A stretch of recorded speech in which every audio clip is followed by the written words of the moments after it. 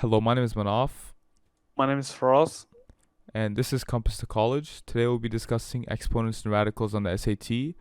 This lesson is assuming you've already gone over exponents and radicals on Khan Academy and you have a basic understanding of how they work.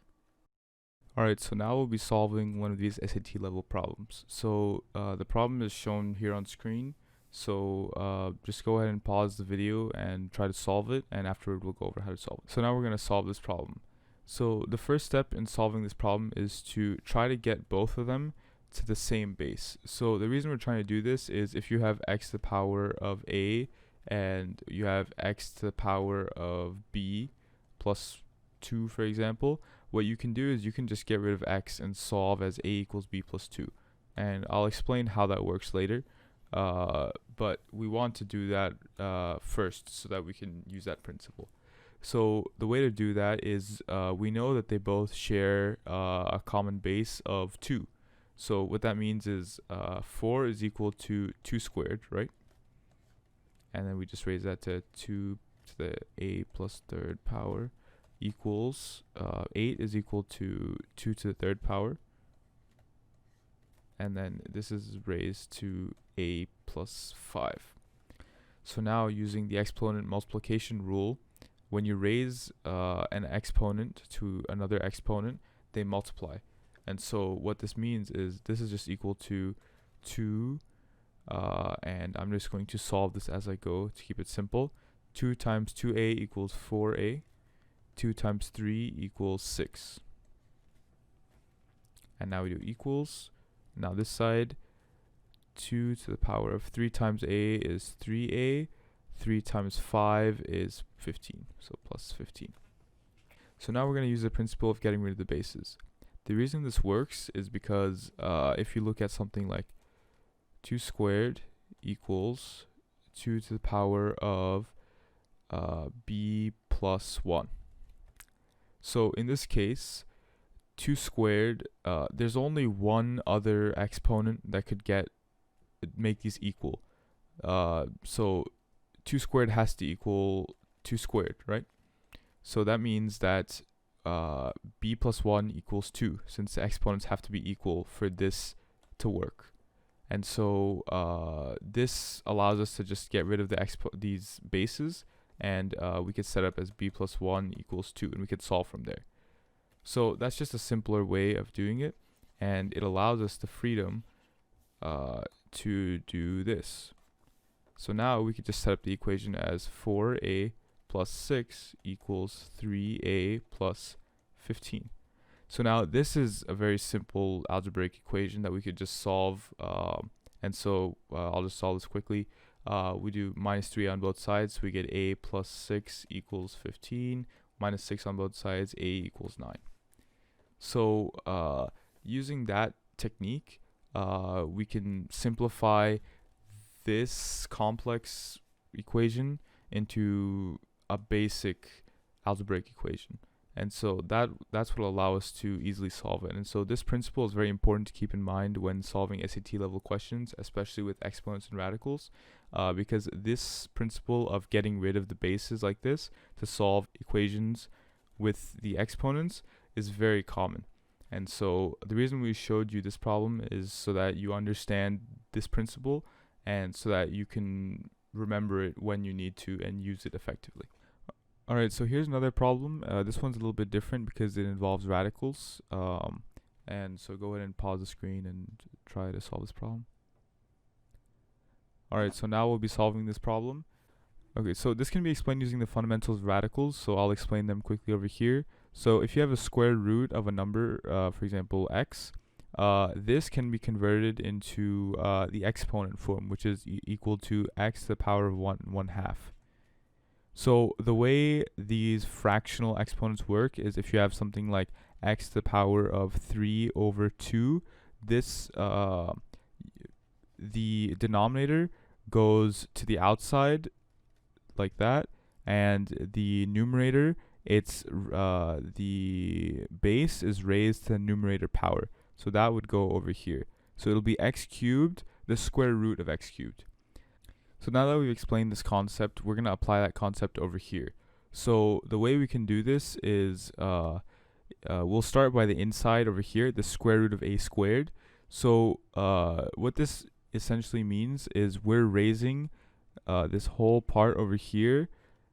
I'll rewrite it over here. That's like we're raising a squared to the 1/2 power. And as we learned earlier, when you're raising a power to another power, you multiply them. 2 times 1/2 is just 1, and so they cancel. And so what you end up with is just a. So you can replace this entire section over here, the square root of a squared, with just a. So you end up with square root of a times a. And this can also be simplified even further. A times a is a squared. And so now, again, you just have square root of a squared. Now, as we saw earlier, they could cancel out because we're raising a squared to the 1/2 power, and so that'll cancel out. That's something to remember. If this number out here matches the number inside here, with square roots, if there's no number, it's typically 2. Otherwise, if they put another number like 3, then that'll tell you what root it's trying to find.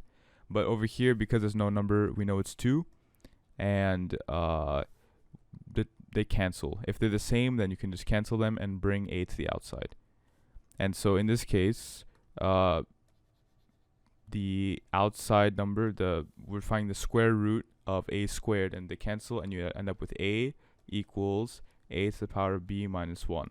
Now we use the other principle we learned where if you have the same base, you can cross out the bases and solve for the exponents. So over here, we know this a is being raised to the first power, and so we just cross out a, and now we can write this as 1 equals b minus 1, and you add 1 to both sides, 2 equals b, and that's your answer. Alright, so we have this problem over here. And the way to approach this problem is you first want to begin by simplifying the left part of the equation. As we know from our principles, x to the power of a negative number is always the reciprocal of that. So in this case, it would be 1 over x to the power of 1/2. Now that we have that, the equation remains the same. 1 over x to the power of 1/2 equals 3. So now what we could go ahead and do is swap the 3 with the x to the power of 1/2. As we know, if you guys want to know how you could do this mathematically, what you could do is you can multiply the left side by x to the power of 1/2, and then multiply the right side by the same, and then divide by 3. You'll get the same thing as you can see here.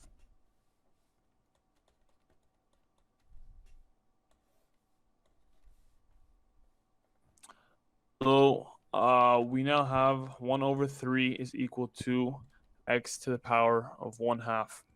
As we know from our previous principles, x to the power of 1/2 is equal to the square root of x. So we could set our equation up as 1 over 3 is equal to the square root of x. Now, we're looking for x in this question, so we're going to have to get rid of the radical. In order to do that, we're going to have to square both sides of the equation. So if we square the right side, we get rid of the radical. However, we still have to square the left side, and that's not just squaring 1, that's squaring the whole thing 1/3. Important to keep in mind. So 1/3 times 1/3 is 1 over 9, and that's your final answer.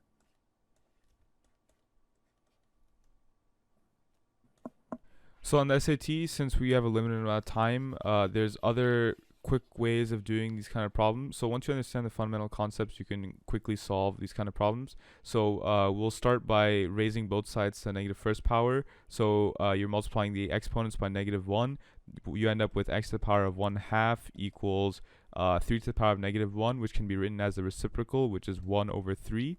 And now what you do is, you know that 1/2 is the square root of x, right? And this is just equal to 1 over 3. And to cancel out the square root, you can just square both sides. And so if you square both sides, the square root cancels. You end up with x equals 1/3 squared. The square goes down to each of the numerator and the denominator. You just get 1 squared over 3 squared, which is just 1 over 9. So x equals 1 over 9. So in this question, we're looking for a. oftentimes on the SAT, they're going to give you variables, multivariable questions where instead of finding the exact value for a variable, you're going to have to find variables relative to other variables, right? So like A in terms of B, for example. So over here for this question, there's a very straightforward way of solving this. We're going to have to apply one of the exponent principles, that being that division is associated with subtraction. So once you have the same base on both the numerator and the denominator, you're going to subtract the exponents. So in this case, the whole fraction can be simplified to 2 to the power of a minus b is now equal to 2 to the power of 5.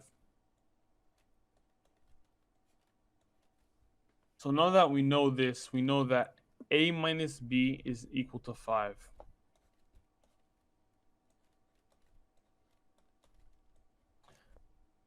So from here, we could simply isolate the variable a by adding b to the other side of the equation. And you have your final answer. A is equal to 5 plus b. All right, so for this question, it's actually a bit harder than the other questions because instead of simplifying, you're actually going to have to take a step back. So when looking at this equation, we see the first value is 5 to the power of a plus 3. Now, what does this mean? This, if we take a step back, we can make the realization that 5 to the power of a plus 3 is actually 5 to the power of a times 5 to the power of 3. So that's the first step involved in solving this problem. So now that we've brought down these values, we divide the entire equation by 5 to the power of a. So now we can cancel out some of these. So over here we can cross them out from each side.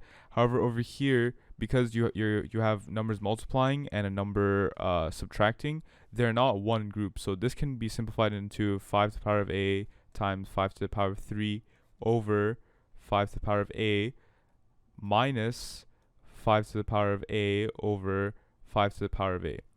So now we can actually cross out this from the top and bottom, and you're left with 5 to the power of 3 minus, these cross out and become 1. So overall, this just simplifies to 5 to the power of 3 minus 1 equals the 5 to the power of a have already canceled out on the right side, so we're just left with k. 5 to the power of 3 is 125 minus 1, that's 124. That's your final answer. Okay, so for this problem, you're going to have to recognize one of the fundamental principles of radicals, and that is you could take the values within a radical and break them down into their factors and move those factors outside of the radical. So in this case, we have the square root of 32, which can become the square root of 16 times 2, which equals 32. And but 16 is a perfect square, and so to bring 16 outside the radical, we just use the perfect square of 16, which is 4. We bring that outside, and on the inside we leave 2.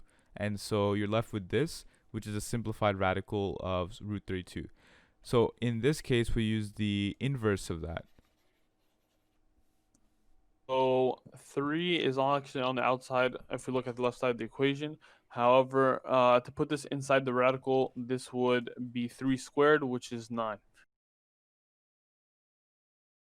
So now if we want to simplify the right side of the equation, what we'd have to do is multiply 2 squared by everything inside of the radical. So that would simplify to 4n plus 8.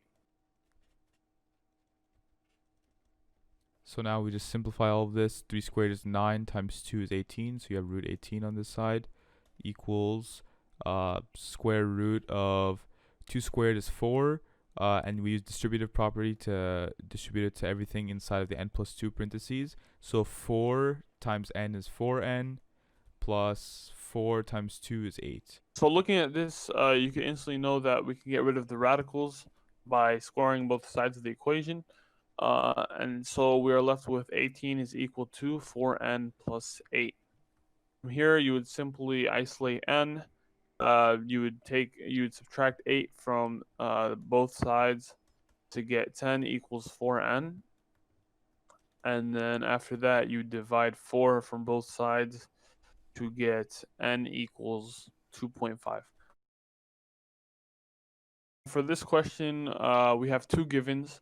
One is that a to the power of xc times a to the power of yc is equal to a to the power of 30. The other given is x plus y is equal to 5. And in this particular case, we are looking for c. To approach this problem, what we have to do is take the first given and actually simplify that using one of the fundamental principles of exponents. So we know that multiplication is associated with addition. So if two numbers have the same base, and they're being multiplied, their exponents are now being added. So this will simplify to a to the power of xc plus yc. And now if we bring down the right side of the equation, that's equal to a to the power of 30. So now that we have a common base on both sides, what we could do is actually get rid of the a and bring down both exponents. So then that will simplify to xc plus yc is equal to 30. Now what we could do is take the given that we have and try to implement it into our first given. So just looking at this equation here, we see that c is common on the left side. So now we could factor. What we do is we take out c, and now we're left with c times x plus y is equal to 30. Now, we know from the second given that x plus y is equal to 5. So what we could do is replace that x plus y in the first given by 5. So therefore, c times 5 is equal to 30. Now what we simply do is divide both sides by 5. And we're left with c is equal to 6. That's your final answer. Alright, so here's another problem involving system of equations with exponents. So the way you would solve something like this is over here, this is relatively simple because we can use substitution. So we know that x to the power of 5 equals y. And over here, we know that x to the power of 6 equals 25y. So we could substitute y in the second equation with x to the power of 5. So you end up with x to the power of 6 equals 25 times x to the power of 5, which is equal to y. And now, since we're trying to isolate what x is, you just divide both sides by x to the power of 5. This side cancels out. The left side, using the principle of subtraction of exponents, we know that if they have the same base and they're dividing, you could subtract exponents. This ends up being x to the power of 6 minus 5, which is just x to the power of 1. And so we could cancel this out, we could cancel this out. And so you end up with x equals 25. So now that we know x equals 25, you could plug that back into the first equation over here. And now you know that since x is 25, you just do 25 to the power of 5 equals y. And now you know what y is. And you know x is 25. Thanks for tuning into our video on exponents and radicals on the SAT. If you have any questions, comments, or concerns that you'd like us to address in the next video, you can email me at masif@annisad.org. If you want to learn more about what we're doing at HBS, you could visit hbsglobal.org. If you want to learn more about what we're doing at NISAD, you could visit us at nisad.org.